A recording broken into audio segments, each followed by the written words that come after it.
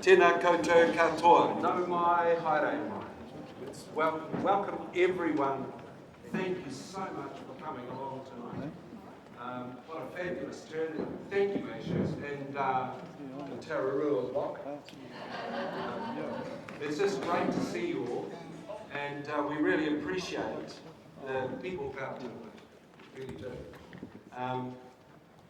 To open our hui tonight, I would like to invite Wiremu from Rangatane to say a Karakia for us, please. Thank you very much.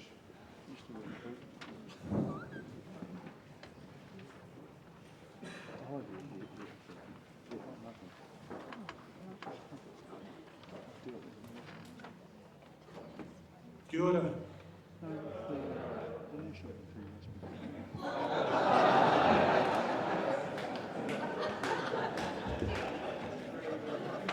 Kia ora! That's better. Rangatane people love that. Kia ora. Inoi tātou, let us bow heads and pray.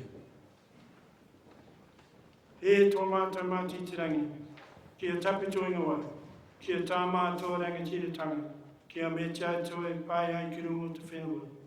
Ki re te anu ki tō te rangi, o mai ki mātou i nai nei. E taruma mātou mō tēnei rā, muru mātahara. Me mātou hoki muri nei e tanga anana ki mātou. O hoki mātou e kāwia, ki whakawaina, engari, ako rangi mātou i te kino, o hoki, te rangatiratanga me te kaha me te kōrea, ake, amene. I kui mai, koroma, rau rangatira katoa, ngā iwi ngā haue whā, the League of Nations, tēnā koutou, tēnā koutou, tēnā koutou katoa. Ngā mihi nui, kia koutou. Nau mai haere mai i te whenua Rangatane o Manawatu. Ngā mihi nui, kia koutou. E nei rā mātou tō rōpū kura, e ka nei raro i te koro wai o tarangi Māori e. Ki te kawa nei, ki ringa te kaupapa o te rā. E tau nei tēnei rōpū ngā waha korero hei whakamārama hei whiti kōrero. Whakaro, e pāna, ki te kaupapa o te rā. Whakatauki e te pēti te awe awe, kua kaupapa au te araha mō koutou i whakaoti.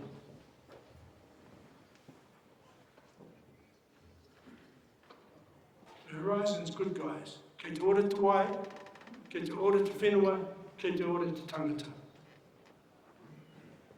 Hutia te retua tāki. Ka he te konga koe ko, ka rere ki uta, ka rere ki tāki mai, kia e ata mi nui o Jono MacFarlane, kati e tangata, e tangata, e tangata, e tangata, e tangata. E roto i te paipiri tapu, ko te whakapono, tumanako me te aroha, me nui o tarangi Māori. Just a brief translation. In my viewpoint, I opened up with the best prayer in the world, and it's called the Lord's Prayer.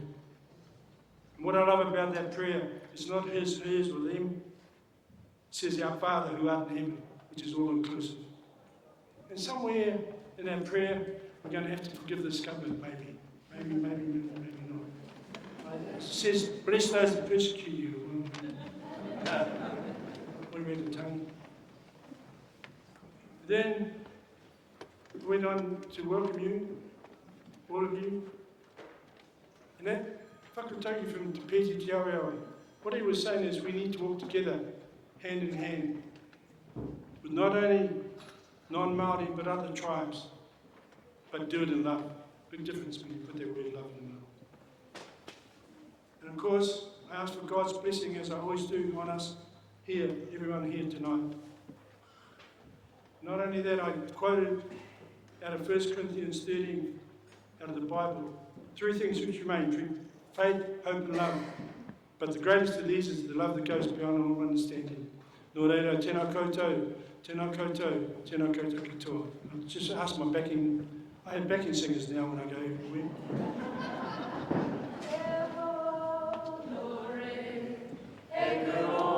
Gloria,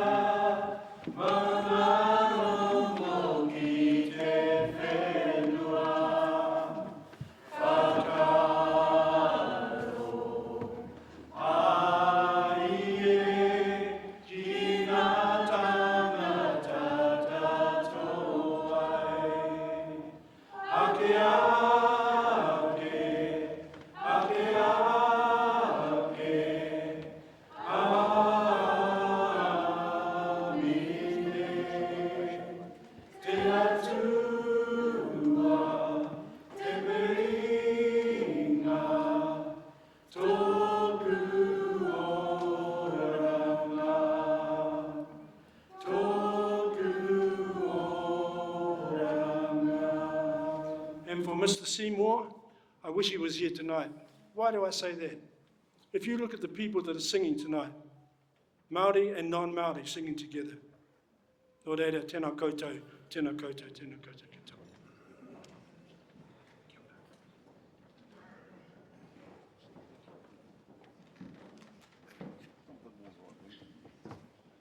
Kia ora, Wiremu.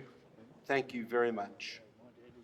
I'd like to welcome everyone here, and I want to thank you very much for turning up to say no to the toll on our highway. It's our link. We've lost the Gorge, and that was such a link, and it was a link between our communities for eons.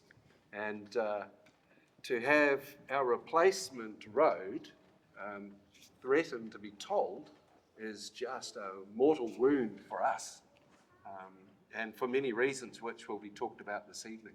A little bit of housekeeping.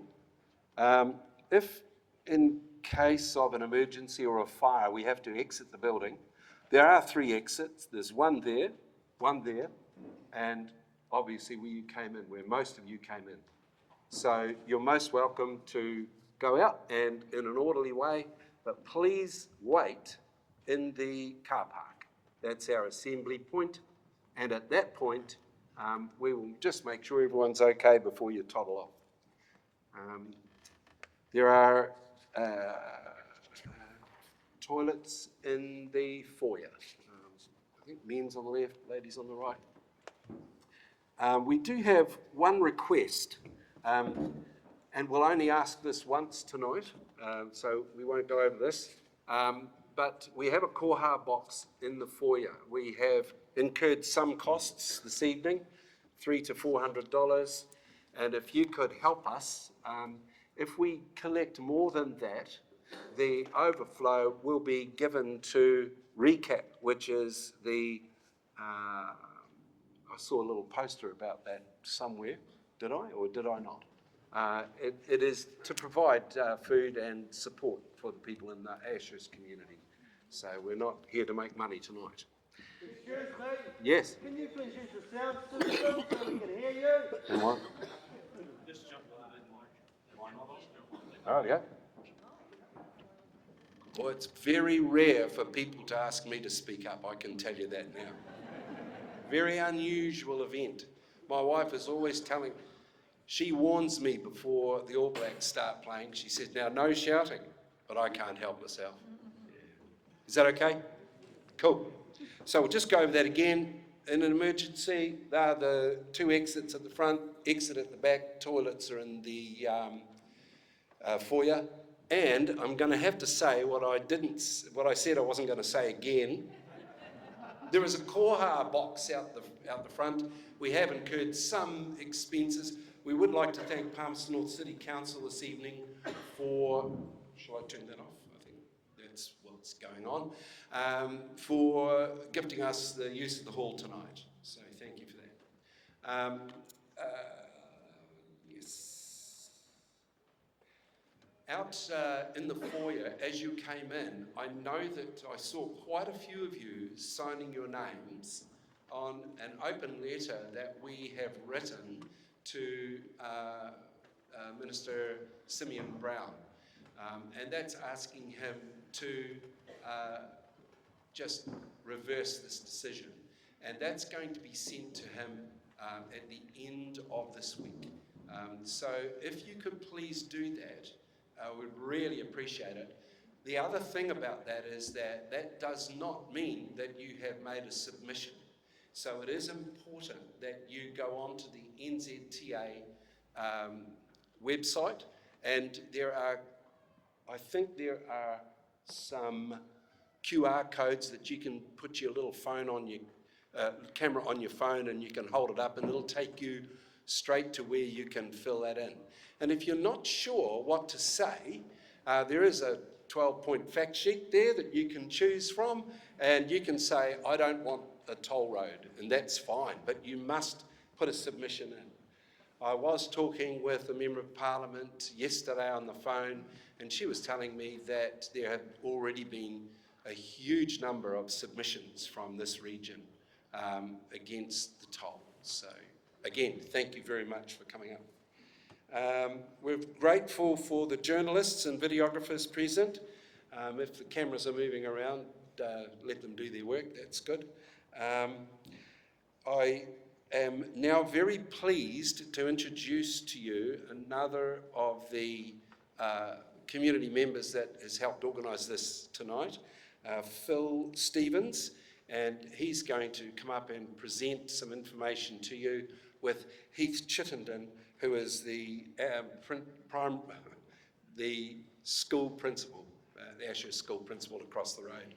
And thank you very much, Heath, thanks, Heath, for all the chairs as well. Appreciate that.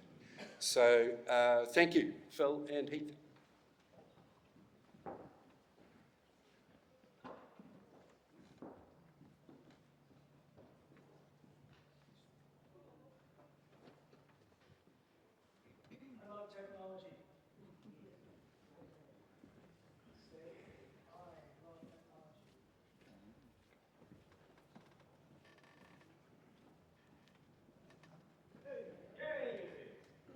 Brilliant. So so this is our lovely village before the gorge closure. 7,500 vehicle trips a day through the gorge, roughly, average. And we'll get that pointed straight at me. How's that? So 7,500 a day through the gorge, and about 150 brave souls went over the saddle every day. Travel time, you could get from Woodville to Palmerston North if there was no traffic in just a little bit over 20 minutes. And Ashhurst was a quiet and safe community.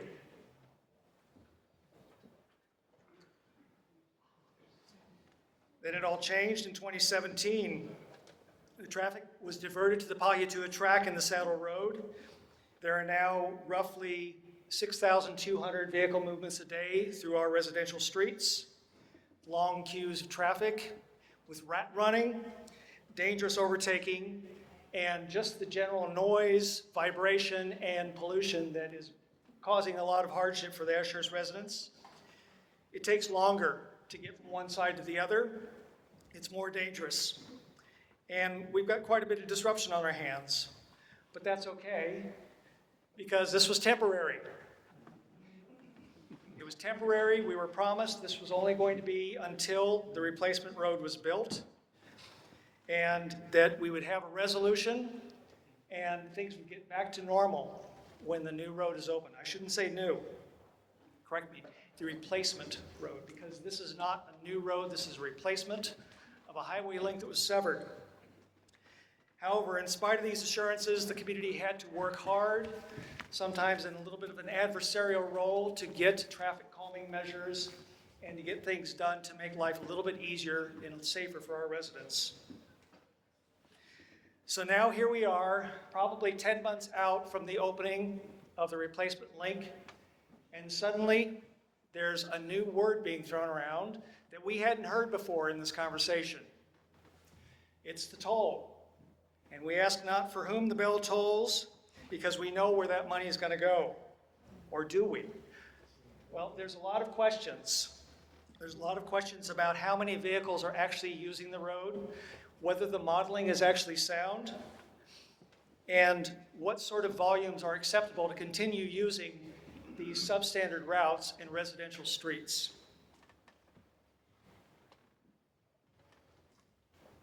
So the impacts of tolling, beyond the physical and logistical problems of the traffic on our streets, are the economic hardship it's going to impose. The people who use the Saddle Road, the people who are commuting, the people who need to get from one side to the other on a daily basis, they're going to be hit pretty hard by this.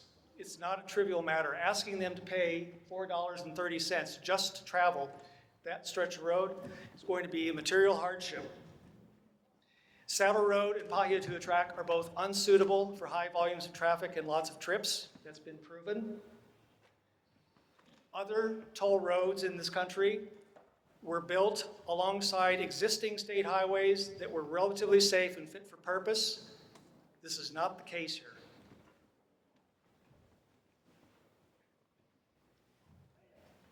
And of course, we've been hearing some justifications kind of at the last minute about why this toll is necessary. Transport Minister Simeon Brown said the road is a significant upgrade. Well, yes, of course it is. Look at the old one. It's buried under thousands of tons of dirt and rock. Yeah, we're not going to use that anymore. It's a dead issue, all right? Fine. Travel times will be significantly shortened. Well, honestly, 13 minutes from one side to the other beats the gorge by about 2. So, yeah, I don't know if that's significant. It is less. The replacement road is certainly not going to require so much maintenance that it's going to need $12 million a year for upkeep. If it does, then there's something horribly wrong either with the way the road's being built or with our priorities of how we maintain it.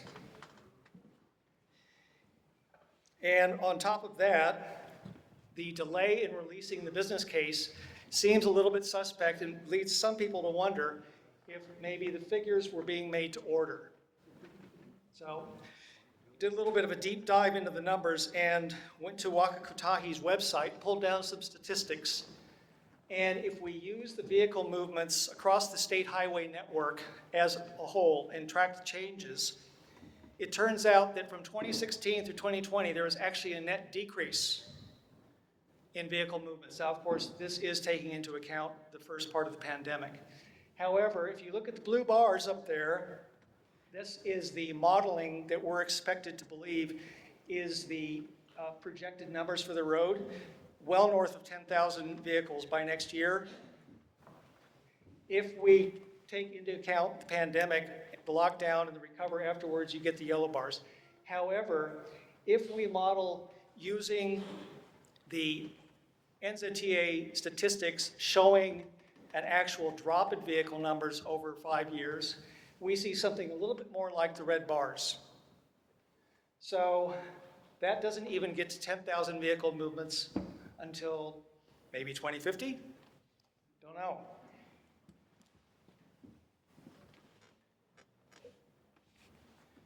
So with that, yeah, I'll leave you to ponder some of those things and invite Heath Chittenden to come up and talk a little bit about how the school is faring. Good afternoon, or good evening, sorry, everybody.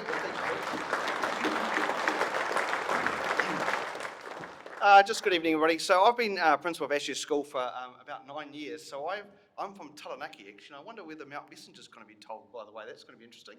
But so I arrived about 9 years ago, just as the beginnings of the gorge closures kicked in. And so for me, Ashhurst has kind of been sitting in this groove at the moment with the whole detours and roads. Has created a significant difference and change to our school. We talk about broken promises. The architects did the most amazing drawings selling what Ashhurst was going to look like and all the cafe space and everything that was going to be on the sides of the roads. I think if you go back to those initial drawings and have a look at how Ashhurst was going to benefit from the toll road, also not from the toll, from the road having to be over the saddle and that, it was absolutely outstanding. And what we got was a roundabout and some speed bumps that were actually driven in all the way through. Our power lines were actually promised too. Also, Grant Smith talked about how the power lines all down the main street were going to be put underground, and none of that either. So they probably spent more money on their people to draw the pictures than what they invested in the community. So also coming into that was the notion around our school and our climate. So thankfully, we've actually now fully fenced our school and locked everybody out of it because the vandalism and the theft absolutely increased. And with 31 security cameras now monitoring our school, I actually rest okay on people coming in on the main routes, jumping fences, stealing speakers, and anything else they can get their school trailers and anything else they can get their hands on. And that's our school looks like a prison from the outside, and we have no choice. And we have no choice why we had to lock our community out of our school, because it's not our community we're servicing, it's everyone who's driving through it who does the damage to it. And the level of policing to actually support that, I feel sorry for Phil, he does an amazing job, we work with him well. But when I actually first started here, on the side note of that, there were 3 police officers here. Now there's a person who works one or 2 days a week if he's not called to another job. So we increased the traffic and we did nothing to service the community around law and order, the races. There would be a dozen times we've almost had children hit on that crossing, where actually people, believe it or not, will weave through the traffic signs because they're in a rush to get in front of everybody else. And then the things that aren't seen, the workforce. We are a big school in a very small community. So 500 students service as that school. 34 classroom teachers are required to operate it. When I went to Teachers College, there was 450 teachers training at Massey University. I think there's 15 in class this year. So those 15 are more likely to get a job sitting inside Palmerston North and travelling out to Ashhurst. And I've actually interviewed staff that are doing extramural work and who are sitting in every outskirt that you can find. And I actually interviewed an outstanding candidate a couple of days ago to look at coming work at our school. But the thought of her having to drive through the saddle, A, was completely underwhelming, and B, now the thought of having to pay, what, $9 a day to get over top of it. It's a pay cut already to come and work in Ashhurst because you've got to pay for petrol as it is. And it's the same, and I actually lost a teacher last year because she got sick and tired of driving over the saddle, so she's just sitting over and taking a job in Tararua. And I actually sit with my colleagues over on that side of the hill who will experience the same problems. We actually are in a staffing crisis in education that has sat here for a long time, and it's not the main town schools that are going to suffer from that, it's everyone who sits rurally. And you just cut us off at the knees again. It's hard enough to get people to come out as it is, and you're going to limit our options again from where we are. And we have an amazing school. And I work sleeplessly to find people to staff it, and it's becoming increasingly difficult. And this is another barrier that you're going to put on a rural workforce. So I just really think there needs to be, and by the way, I spent a lot of time in my youth and younger days on non-contact time up in Cambridge, and loved the road up there. Never really ever thought when I was driving between T-Rail and Cambridge and Hamilton there was ever really a big problem, but nonetheless we've got a road that flies through there, no toll. Just drove my son to Wellington to play golf through the Transmission Gully, no toll there. You know, what was wrong with the other road? Because that's how I see it. There's no rubble sitting inside those other roads, and if there was an earthquake that happened, so be it. But as I said to you, you've got other roads in our country that, for some reason, well, they're untouchable, but this one definitely is. And not only that, you double the price. Like, who's done the math? I'd be more than happy to talk to them about mathematics. There you go.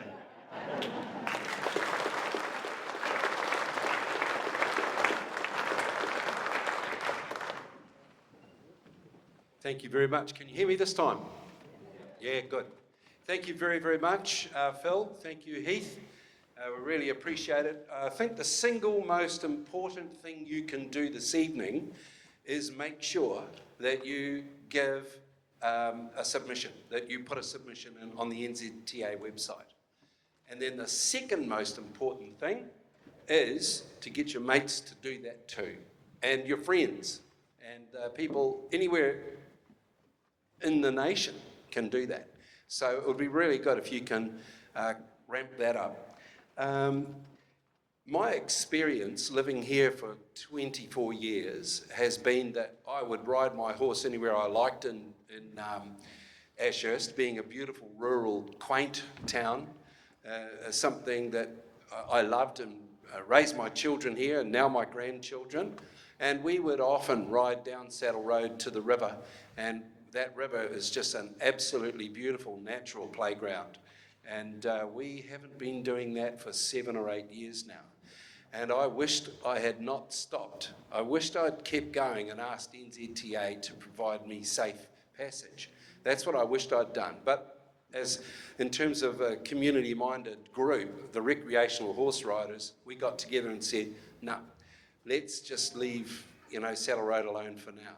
But we are so poor for it now. And if we have a toll on this road, lots of people are going to choose to use Saddle Road anyway. And so I'll be no better off. So that's my beef for the evening. I was told I wasn't allowed to go on and on about that, okay? Look, I'd like to introduce to you Brent Barrett, Palmerston North City Councillor, and he's agreed to help moderate the speakers and the question and answer time at the end of that. You're all going to be able to have your say if you want to ask a question this evening. Thank you, Brent. Great, thank you, Arthur, and we'll test this microphone out and see if it works throughout the room. Awesome to see so many people here. Thank you for turning up, and thank you particularly to Arthur, Phil, Harley, the Ashhurst volunteers, Heath for speaking. Really, really appreciate you guys making the effort locally here in Ashhurst to put this meeting on. Could we get a round of applause for Arthur and his friends?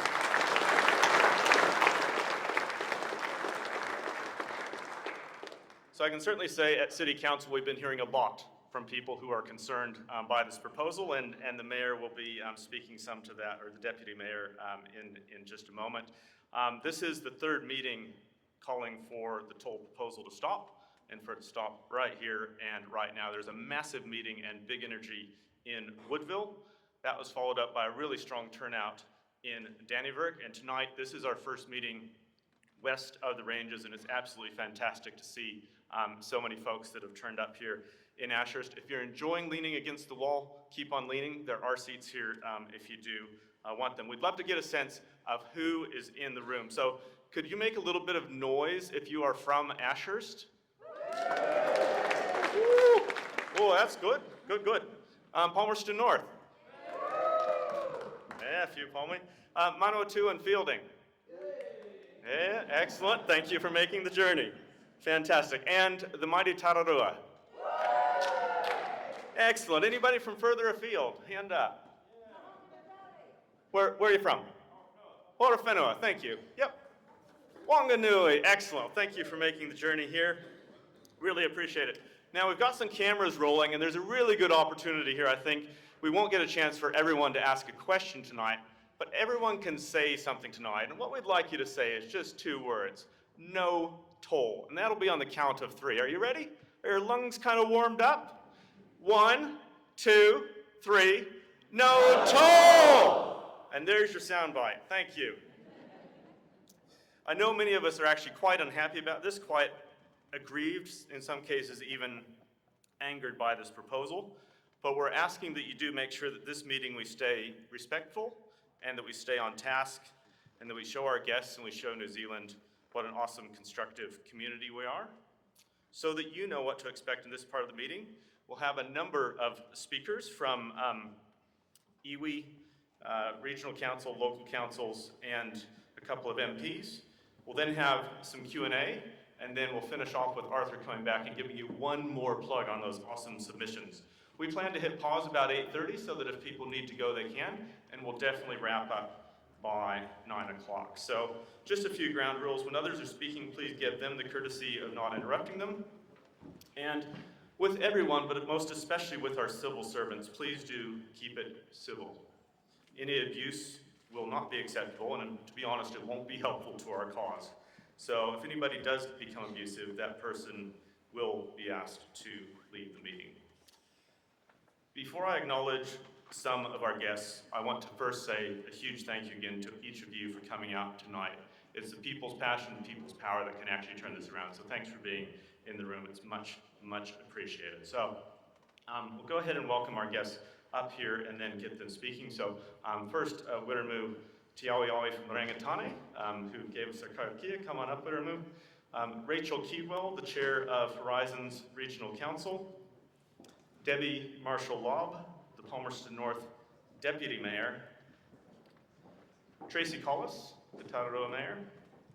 Linda Stewart from NZTA Waka Kotahi. Mike Butterick, the MP for Wairarapa. And Tangi, the MP for Palmerston North and Labour's transport spokesperson. Just to welcome a few others in the room so that you know some of your representatives that are here. Thank you, Karen McNulty, for coming across from the Wairarapa, list MP for Labour. Carl Bates, the MP for Wanganui, has made the journey across as well, so that's one more hand up for Wanganui. And thank you for coming across. Manawatu Mayor Helen Warboys in the room. Thank you, Helen, for making the time to be here, and would acknowledge the many, many councillors from the city and districts. If you're a city or district councillor, honestly, I haven't seen everyone in the room. Could you just pop your hand up so people kind of get a sense of who's in the room? Yeah, got a few of you, even right down the back. Excellent. Great, thank you all for being here. That's fantastic. I do want to especially shout out to Scott Gilmore, Tararua District Councillor. Scott, you kicked all this off in Woodville with a whole lot of organizing, so thank you. And also thank you to Vicky Tomlinson. Yeah, round of applause for Scott.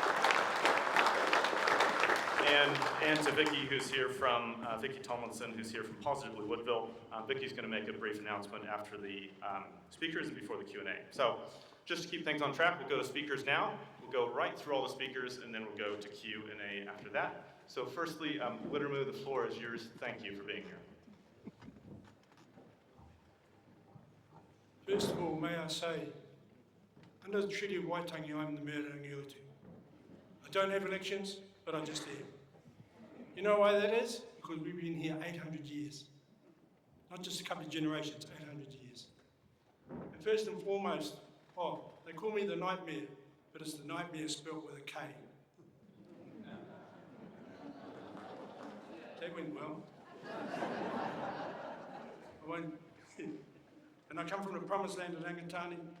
Rachel knows where that is. Rangatane, she used to live there. See, we're really well out there. But first and foremost, may I say, Rangatane or Manawatu have no intentions of supporting this toll. Right from the start, no toll.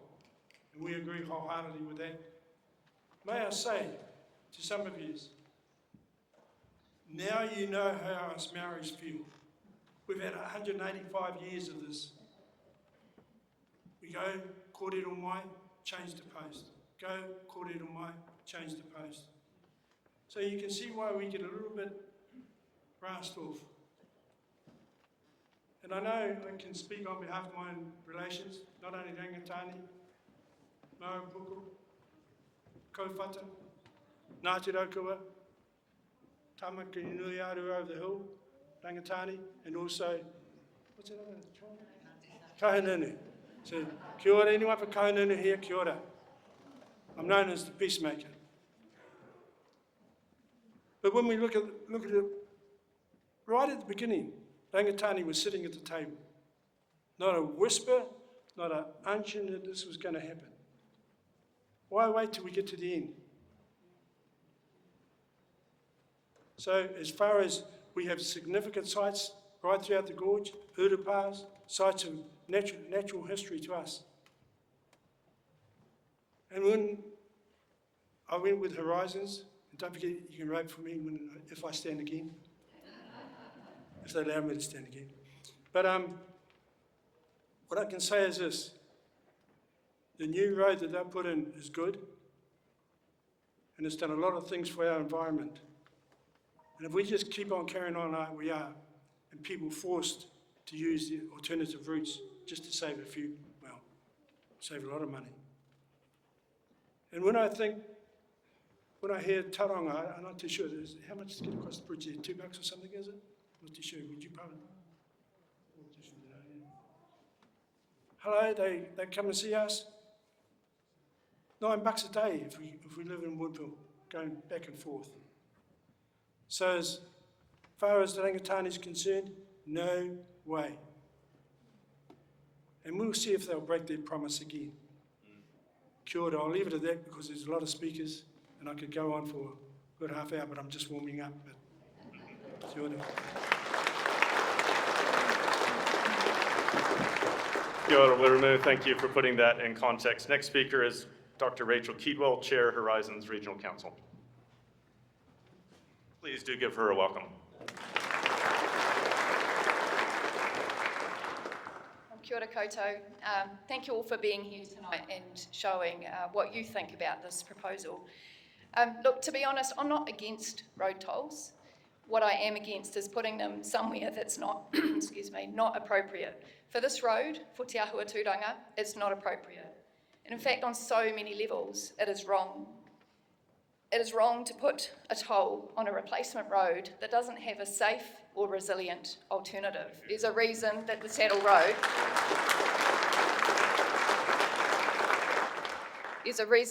Road has a speed limit of 60 on it. It's wrong to put a toll road between a community, the Tararua community, and its hospital.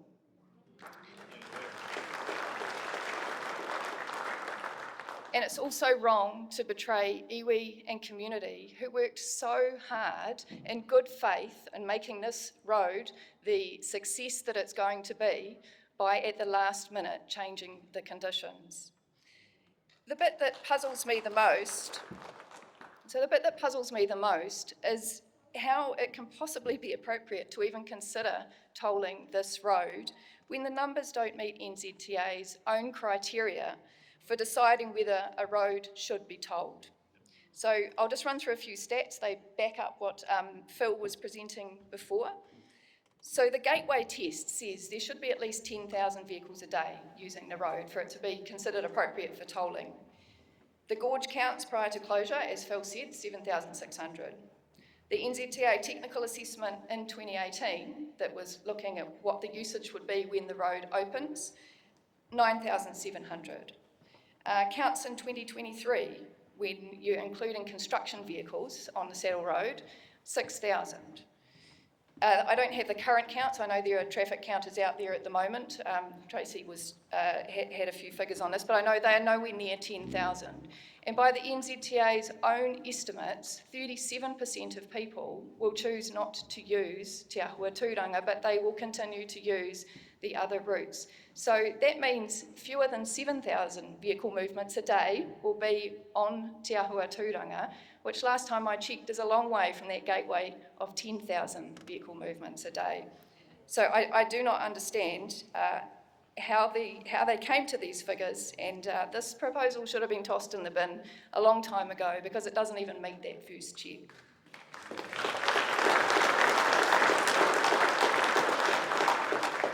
So if this tolling proposal goes ahead, in order to save the government money, because to be realistic, that's what it's about.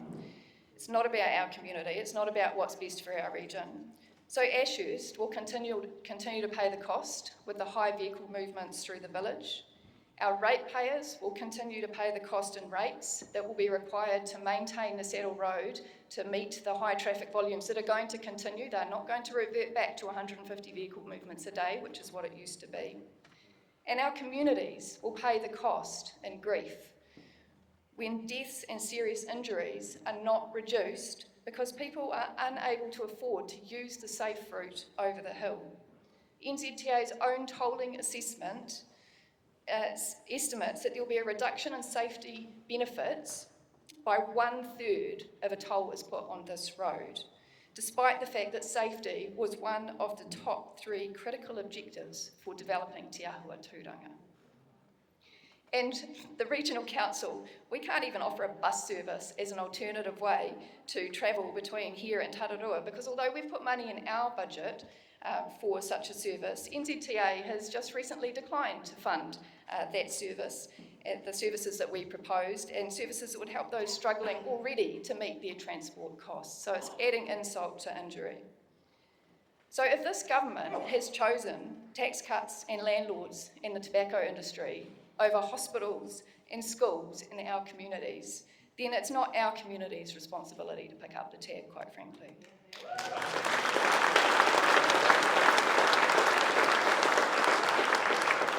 So what can you do? As Arthur said, and he will say again, you need to put in a submission, you need to tell everyone to put in a submission, and say how it does affect you. Those people in Wellington reading these submissions, they need to understand from our perspective what this means. This isn't any ordinary road toll situation. Our council is in support of Otaki to north of Levin, the O2NL road toll.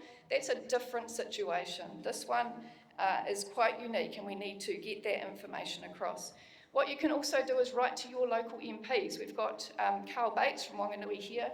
We've got Mike Butterick and also Suze Redmayne, who's not here, but Suze and Mike cover this area on both sides of the hill. So, and ask them to advocate for us and for our community. Our communities voted them in, and they should be doing their very best to advocate for us rather than just towing the party line on this.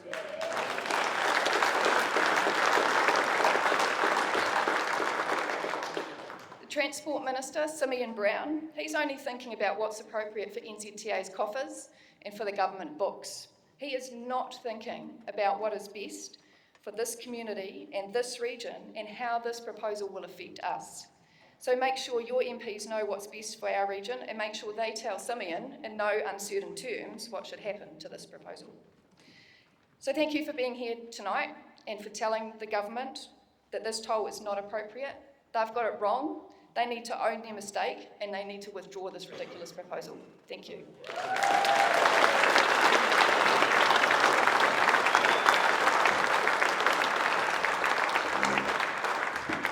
Kia ora. Thank you, Rachel. Some really clear messages there about MPs representing their communities, amongst others. Thank you. Our next speaker, please join me in welcoming the Deputy Mayor for Palmerston North City Council, Debi Marshal Lobb.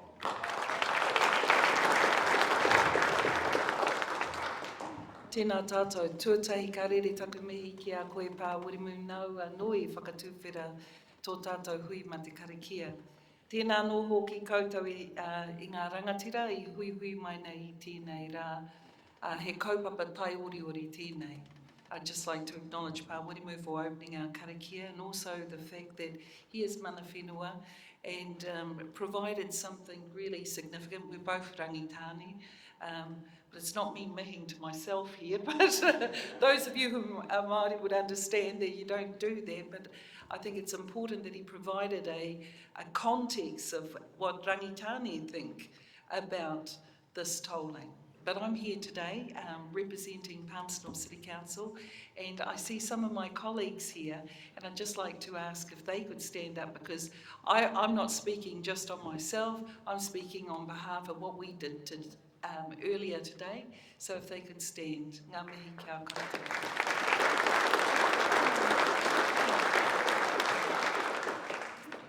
I send apologies also from our Mayor, Grant Smith, who's overseas at this moment in time. I think when we first heard about the tolls, we were all shocked. It came in the 11th hour, and everything that was said before, what we saw on there, so true. And we all understand what that's about. Today, we had a really good session at Council, if not a long session, but a good session. And part of that was that we feel quite proud of is the fact that we confirmed our submission to Wellington opposing the toll. I'd just like to read out some of the things that we've said in that submission. A tolling proposal did not form part of the original planning for the road.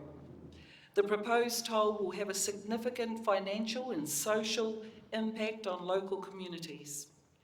This is a replacement road for State Highway 3 through the Manawatu Gorge. It is not a new road. This road differs from other toll roads proposals that is not in the new road. NZTA identifies Te Ahua Turanga as both a new and a replacement road in its tolling assessment, which indicates that they themselves are uncertain of the criteria. The proposed toll rate is nearly double that of any other tolling rate in the country. And what the proposal is that the money gets collected here and sent to roads of significance around the country, not even within our own community. There's no justice in that. In fact, it's an injustice. We talked, and I'm not going to go over what Rachel said because I agree with everything she said as well, but the saddle and the Pahiatua roads aren't appropriate. They're not designed to take that volume of traffic. It's good to see Kieran here because in a previous life I was actually principal of his old school in Wairarapa. And so I would go over the Pahiatua track several times a week.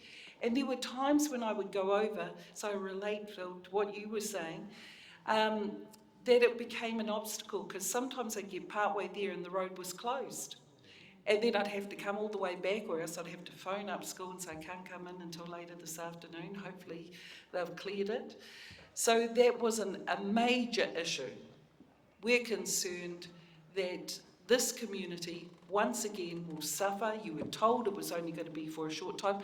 And Tararua, ngā mihi kia koe whaia Tracey, and everyone from that whānau. Speaking about roads, they are designed to connect us. So by putting a toll on there, that is a disconnect.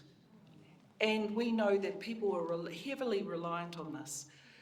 Last week I was at the Manawatū and Tararua Māori Principals and Māori Teachers Association Hui. And they'd asked me about council and what was coming up, and I mentioned this. And they said, we want a submission.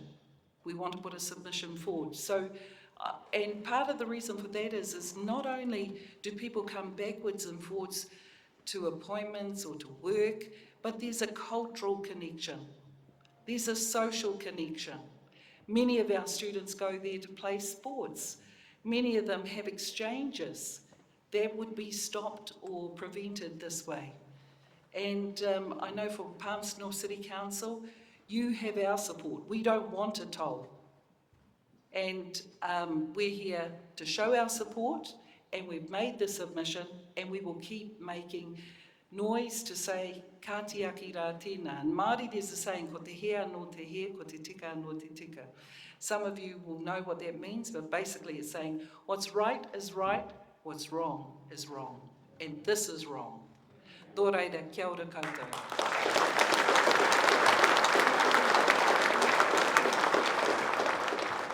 Kia ora whai, Debi. Thank you for sharing the city's perspective and some of your personal perspective on that as well. Really appreciate you being here this evening. Folks, will you now please give a warm Manawatu welcome to the Mayor of Tararua District, Tracey Collis.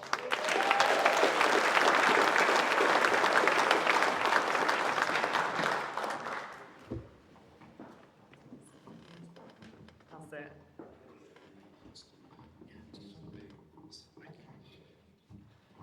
Awesome. Tēnā koutou, ngā mihi nui kia koutou katoa. Greetings and my warmest regards to you all, and thank you so much for tuning out tonight. Thank you for the privilege of being able to join and speak with you. I'd like to say a huge thank you to the support that we've received from Palmerston North, Manawatu District and our own Horizons region for toll-free Tararua. It was fantastic today to see the support from Transporting New Zealand come in. I'd also like to acknowledge our iwi partners who support our zero tolerance to a toll. Since the closure of the Manawatu Gorge, we've all endured hardship and made sacrifices. You lost your peaceful village, and we lost our treasured connection between our maunga, the Ruahine and the Tararua Ranges, and our awa, the Manawatu River. We needed the traffic for the survival of our businesses, and they have done it tough. We have paid the additional freight costs, paid our car maintenance, and survived the many trips over the Saddle Road, all with the hope in front of us. Te Turanga, the Manawatū Tararua Highway, was built. The road that would bring safety, replace our connection, allow us to grow, return to the peace that you once enjoyed. Ashhurst, you've been sold a lie. The peace and tranquility you were promised will never return with a toll. Even in NZTA's own tolling assessment, they estimate 3,000 vehicles a day will continue to use the Saddle Road, avoiding a toll, and they're going to rumble past your homes.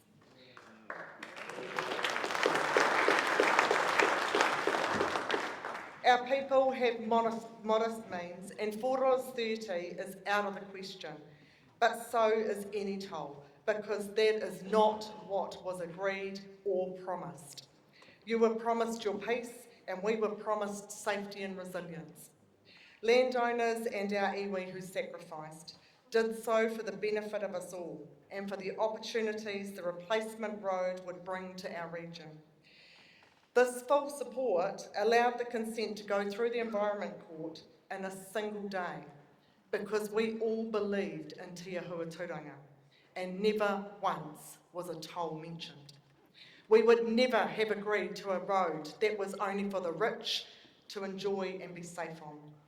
If the toll was proposed at the right time, at the start, we would have said stop way back then. This road does not meet the criteria for tolling. It's a replacement road.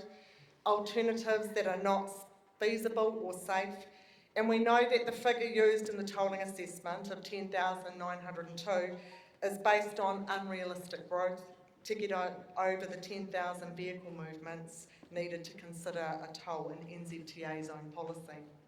In 2017, you've heard we had 7,600 movements, and our counters are out there right now collecting real information instead of using guesstimates. NZTA has also put out traffic counters last week, but theirs are in locations that also capture the highway construction traffic, the traffic that isn't going over the saddle. So when you see their results, take them with a grain of salt. They're skewing the numbers to get them closer to the guesstimate they used in the first place.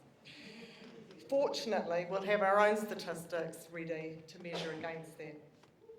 And then I'd like to talk about the rushed online consultation. That looks like a tick box exercise for a government that seems to have made up its mind. This road impacts every part of our lives in the Tararua district, and they're going to summarise that in our submissions. Just how do you think that they summarise the social and economic impacts of our lives? How do they reflect the true cost to our health, our education, our employment? The submissions people have shared with me are 8 to 10 paragraphs long. If you thought that we would tick a box, you were wrong. Up until the 29th of August, this was an iconic project that would unlock the economic potential of our region and leave an amazing positive legacy. Government and NZTA, I ask you now to consider what kind of legacy you are leaving. This project should never have been considered for tolling, and my last word is going to be to the board of NZTA. The unanimous message from our community is zero toll. We are asking you this with all that we have, to not recommend a toll on this road, to stop this unjust proposal going any further. We worked together to get this road built for the benefit of us all, and we stand together today.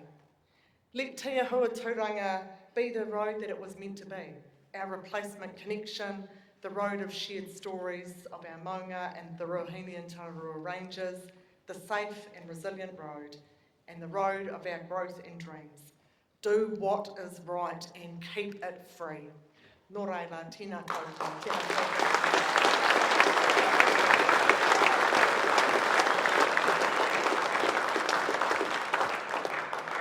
Kia ora, and thank you, Mayor Tracey, for continuing to bring the heat to this particular topic. I was looking in the dictionary the other day, and it was under the definition of staunch. Just 2 words, Tracey Collis. Absolutely, thank you. Now I'd like to invite Linda Stewart, Director of Regional Relationships from NZTA Waka Kotahi. Remember, this is the bit around civil servants and keeping it civil. Please do join us in welcoming Linda Stewart.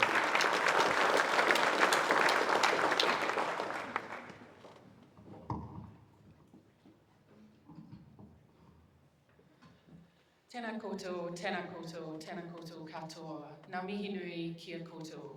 Good evening, everyone, and thank you very much for taking the time out of your life to come along, hear from the speakers, as well as hear from NZTA and to ask the questions on what matters to each of you the most. Big thank you to the organisers of this evening and to all of the other speakers. I am here tonight just to explain the process that we're required to follow. Not here to comment on government policy, that can be directed to the government MPs. I would just like to first acknowledge, I feel like I've got my back to some of you, sorry. There we go. Te Ahua Turanga is a vital transport link. It's been constructed or being constructed to provide a safe and resilient route, not only to connect Woodville and Ashhurst or even Palmerston North and Tararua, but from east to west, and further afield than that, the central North Island and the lower North Island. The process of tolling, it is a process, so you'll bear with me, but it is governed under the Land Transport Management Act, and it's one that NZTA is required to follow. NZTA has assessed Te Ahua Turanga's suitability as a toll road. This followed the release of the new government policy statement for land transport, which was released in, I think it was June this year. This introduced a new and clear expectation for NZTA to consider tolling to support the construction and maintenance costs of all new roads. We have undertaken that tolling assessment, and that has been considered by the NZTA board. The NZTA board then recommend to the Minister for Transport to approve moving forward to consultation, and that's the phase that we're in now. The tolling assessment determines whether a road meets the legislative requirements for tolling, value for money, can the revenue generate make a meaningful contribution to costs, and to ensure that it doesn't significantly impact the outcomes that the project was originally seeking to achieve. The findings from the tolling assessment show that the tolling revenue could make a meaningful contribution to the maintenance of the highway and also for the construction costs. Importantly, all toll roads are required to have a feasible, untolled alternative route. They must be available to all road users, and as you well know, in this instance, it is the track, the Palmerston track, and the Saddle Road.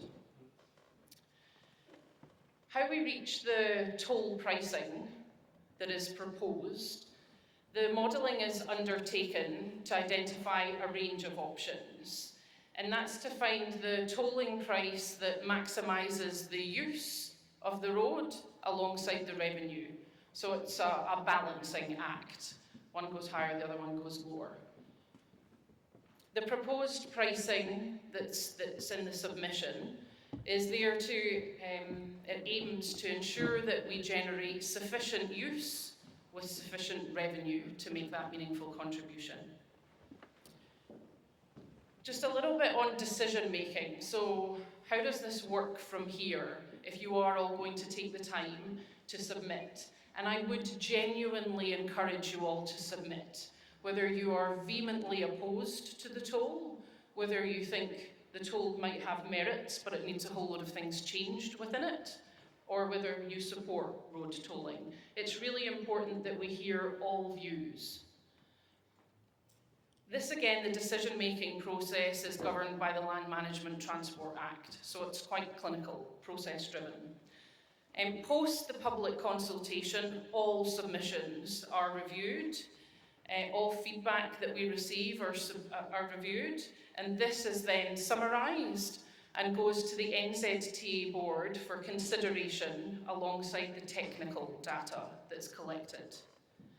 The NZTA board on that basis, unless it requests further information, will make a recommendation to the Minister on whether to progress with tolling a road or not tolling a road.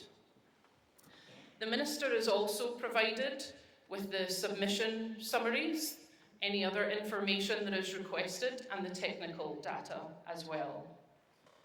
This ensures that the Minister has visibility of the key themes that are coming through from the communities and from all road users.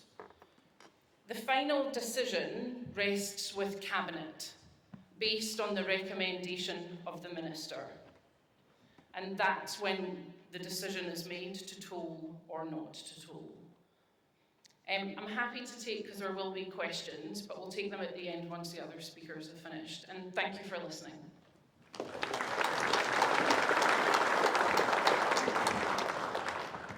Thank you, Linda. That's a fantastic summary of process and how people can get involved. Before I invite the next speaker up, I do want to say that we invited the Transport Minister, Simeon Brown, to this meeting. I want that to be very clear. I want it to also be very clear that he was invited and did not show up in Woodville. He was invited and did not show up in Dannyburg. And tonight, unless he's just snuck in the back door, he has not showed up to Ashhurst.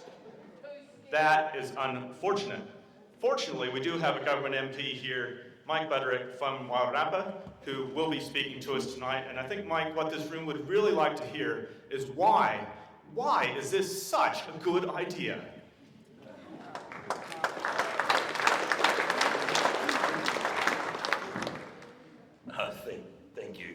The first thing I'd like to do is thank you all for coming tonight, and I'd also like to thank the Ashhurst community representatives for organising it, including Brent, Barrett as well, Councillor.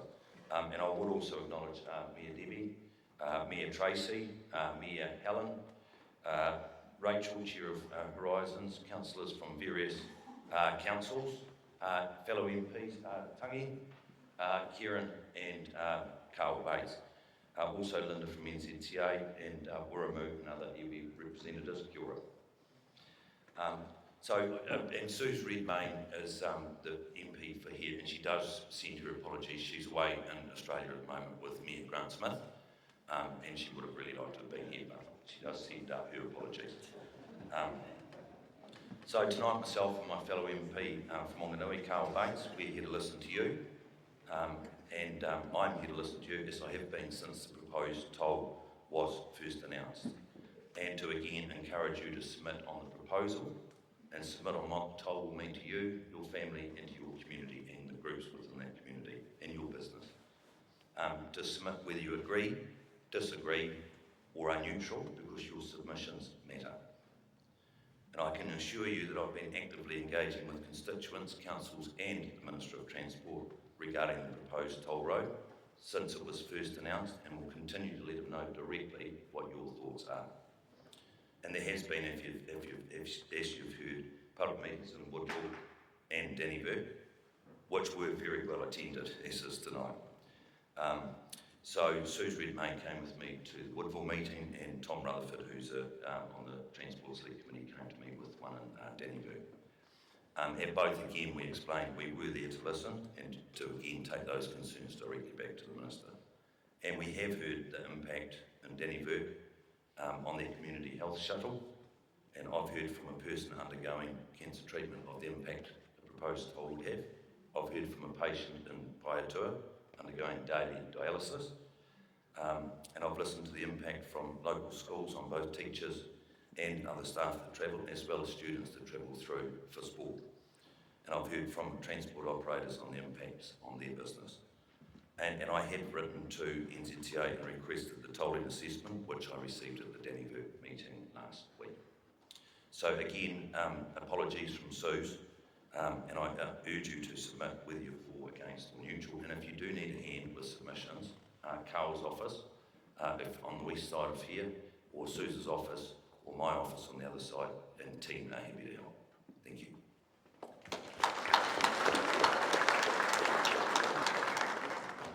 Thank you, Mike, and we do appreciate you making the journey here. No doubt it was over the unsafe and unreliable alternate routes, so we're glad that you were able to make it. That's absolutely fantastic, and do appreciate your comments as well in terms of encouraging people to make submissions. I think that's the one thing we fully agree on. Thank you, Mike. Finally, I'd like to introduce Tangi, the MP for Palmerston North, also Labour spokesperson for transport. Please, Manawatu, welcome for Tangi.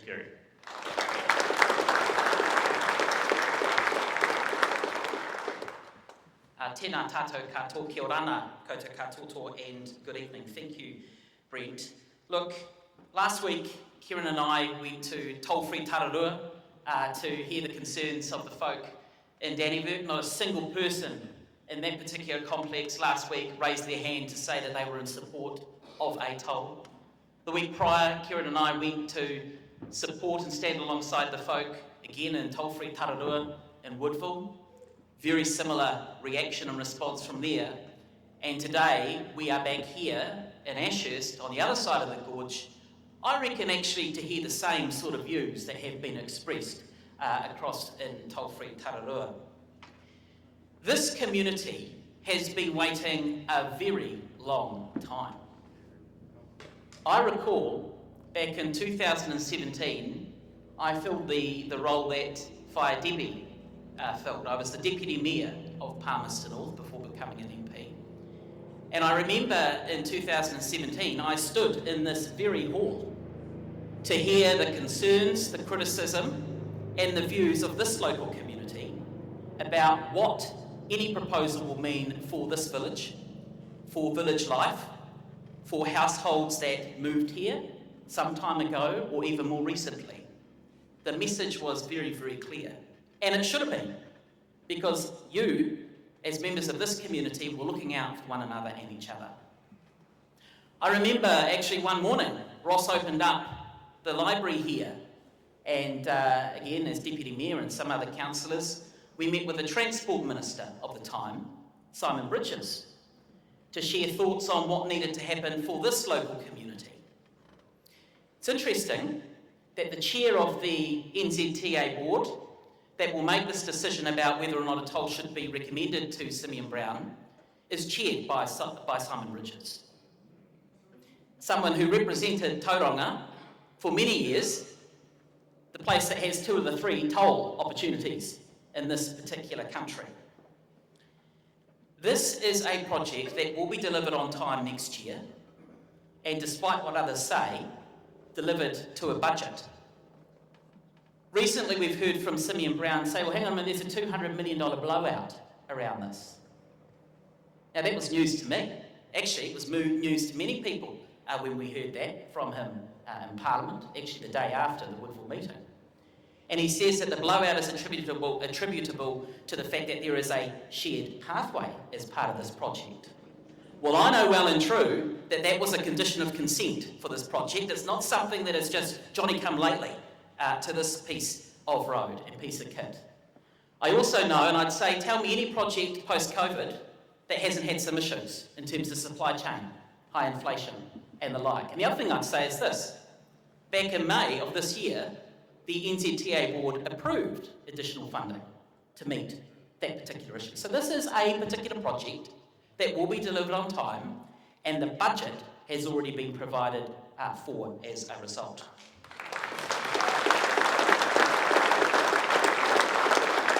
This is nothing short of a revenue-grabbing exercise for Simeon Brown because his transport plan has a $6 billion hole.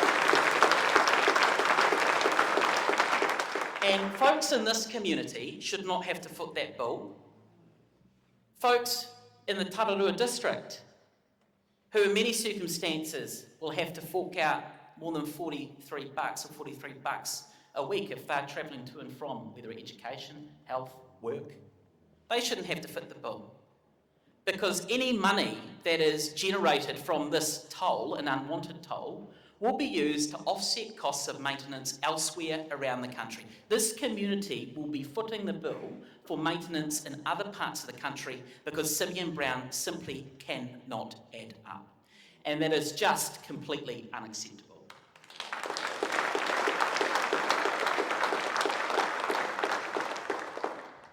This community has been waiting years. It has had to deal with disruption, whether it's through Heath and his school, having to be fenced and enclosed, whether it's the new footpath that needed to be put in, whether it was the devices, traffic calming measures to prevent the rat running that occurred off many of the grid-like streets in this particular community. You have been waiting for a very long time. And now, at the very last minute, the government is coming to the party saying, you know what, actually, we're going to hit you in the back pocket because we need to basically get some money. It just completely is unacceptable. So what's really important is that you do have to engage in the submission process. And I think everyone is going to send a very, very clear message to Simeon Brown that this is a replacement road with alternatives that are not satisfactory, whether it be the track or the saddle, and send that very strong message. The other thing I want to say is the tolling assessment. Like others, I asked Simeon Brown for a copy of the tolling assessment, didn't get a response, not bothered by that. But when we arrived in Dannevirke, it suddenly appeared. Some parts were redacted. It was 3 or 5, the number of pages was a single digit. I was expecting actually a toll of this particular nature, the highest in the country that's proposed, would be more than that, and it wasn't. But the thing that really concerns me, and the thing that really stinks, is we've had thousands of people submit to this process, and then this toll assessment, the very basis upon which the New Zealand Transport Agency Board is justifying a toll, is released towards the end of the consultation process.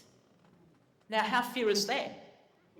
It's becoming very clear to me that this is a government that has a one-track mind, and it has one desire, and that is to hit you in the pocket to add up the amount of money that they need to fill their plan. It sucks. We do not need a toll in this community. We don't need a toll in the Tararua. We need to send that very strong message to the government, and I'm sure you will. Kia ora.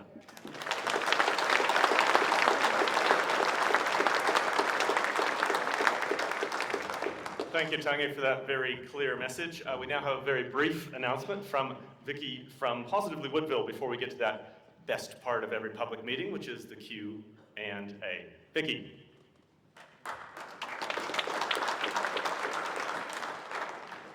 Kia ora and g'day. Thanks, Brent. Well, the numbers again. We started out in Woodville with huge numbers and you guys are just keeping it going, which is fantastic. It is one of the points is how fantastic and united our communities have been over this issue. If there is one silver lining to come out of all of this, it is a reminder of the importance of community and unity. The power is in the numbers, and we have the numbers. So I'm here to let you know that we're having a hikoi for the highway. It's in Woodville on this Saturday at 12 noon. We're going to walk from Fountain Square, which is in the middle of town, and we're marching to the new site of the new roundabout that will lead up to the highway. After making our feelings clear, we will be then marching back. The march is just one physical demonstration for our determination to tell NZTA, Waka, Kotahi, and the Minister of Transport just how wrong this proposal is. Come rain or sunshine, we will be there. It would be fantastic to have as many of you as possible there to join us. And because I have the microphone, sorry, Brent, briefly, what I've been hearing tonight is some issues with modelling. So a possible solution to find more money could be sacking the modelling staff at NZTA. I think that might be part of the issue. Thank you, Brent. Kia ora, thanks, Vicky, and would encourage absolutely everyone here to turn out on Saturday, 12 o'clock. Bring your mates, bring your voice, and bring a big placard because they need to see it. So thanks, Vicky. Look forward to being there with you on the march. Right, on to the Q&A. We do ask that you do keep it to questions rather than statements, and that you keep it brief. There's quite a few in the room, and we want as many of us as possible to have a chance to ask their questions. You can direct your question to a specific speaker, or you can just kind of put it out to the room and see who might want to step in and answer that question. You are welcome to be direct. You are welcome to share how you feel about this. That is absolutely okay. This is a distressing situation, but we also do ask you to keep it respectful. We'll be chairing here through the mic, so we please ask that you wait until the microphone turns up. We have two roving mics, Arthur, who you've heard from before, and Phil, who you've heard from before as well. So they will come to you, so give them a wave if you want to ask a question. Please wait for the mic to turn up, and please don't talk over each other. We will collect the mic at the end so that you can have your question answered and they can move on to the next person. So can I just get hands up of like just a general sense of how many people in the room are thinking about asking a question? Right, yeah, okay, we've got a few to get through, good. Thanks, looks like we've got a microphone here to start. My question is to Mike. Thanks for being with us this evening, but I want to ask you, where is Stephen Brown? Why is he unashamedly hiding in Wellington? Why he's not among the community to hear people's concern? Thank you.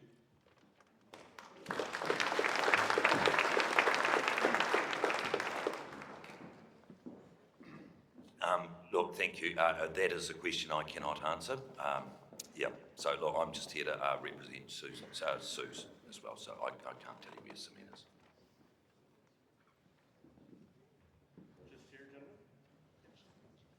I've been here in Ashhurst just over 32 years, and I lived down by Thursday Hurricanes by the Ram. When we first come here, Ashhurst was quiet. Now the road is coming up, and the gorge closed. Well, the traffic is increased, and I don't like using the saddle with all the power to a track, but I've got family over there, so I've got to use it. And so when we first moved in here, Ashhurst was a quiet little place, and sometimes out my driveway, the traffic it takes me about 10 minutes a quarter an hour before I can get out. So I am certainly opposed to the tolls. So it's going to, and I can't afford it, the tolls, and my daughter in Tararua can't afford it. So so I have to continue to go to the saddle, which I don't like doing. So I'm certainly opposed to tolling. The government's got to stop it. Thank you, great hearing from you. Does anybody want to pick up on some of those themes around safety, cost, peace of mind here in Ashhurst? Going once, twice, three times, apparently not. Next question. Hi, my question is directed to the lady from the NZTA. We live on Mulgrave Street, and apart from Mulgrave and Salisbury, Mulgrave and Salisbury have been directly affected by traffic since before 2017 because the gorge broke down, I think, 3 times before that.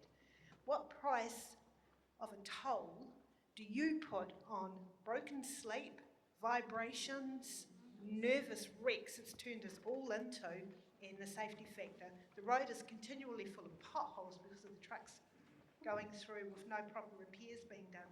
So what price is that toll? Thank you.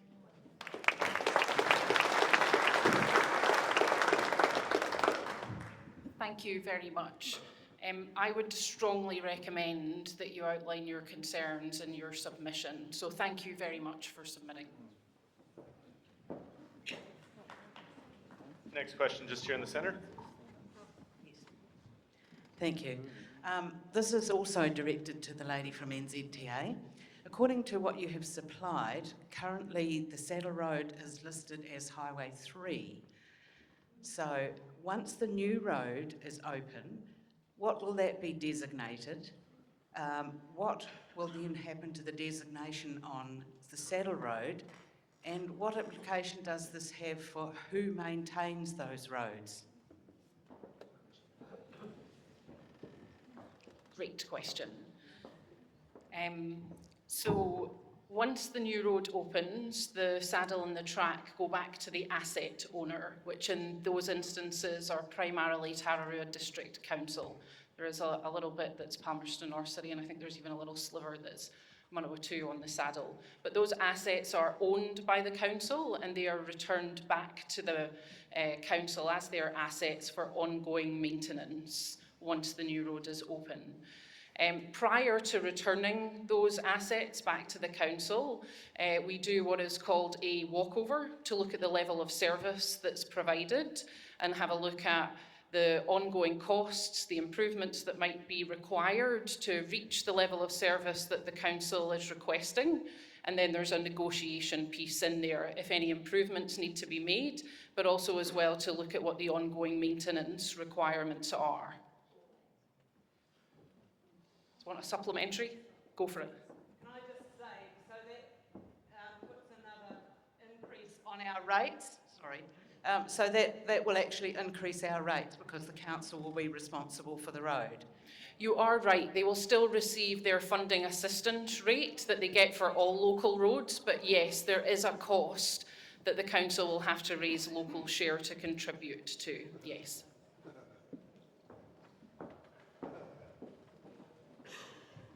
So in the Tararua district, we were gifted another one of these roads by the government. It's called Route 52. And we can, to be fair, we can't even afford to pay for that. So 27 cents in every dollar the Tararua district residents would be asked to pay. That road is beyond repairable. The slumps on it will cost millions to repair. And even then, it is long, it is windy, and they just keep coming. You've seen the history of it. The Pahiatua track was just closed a week ago. And if you're going back to the staunch, I'm a tough negotiator, so those conversations will be had, but we don't want them back. I'll happily have a conversation with the Manawatu district and Palmerston North because there's no way we can afford these. They are not suitable for 3,000 cars a day. They have done really well to even survive for the years in which we waited for this replacement road to be built.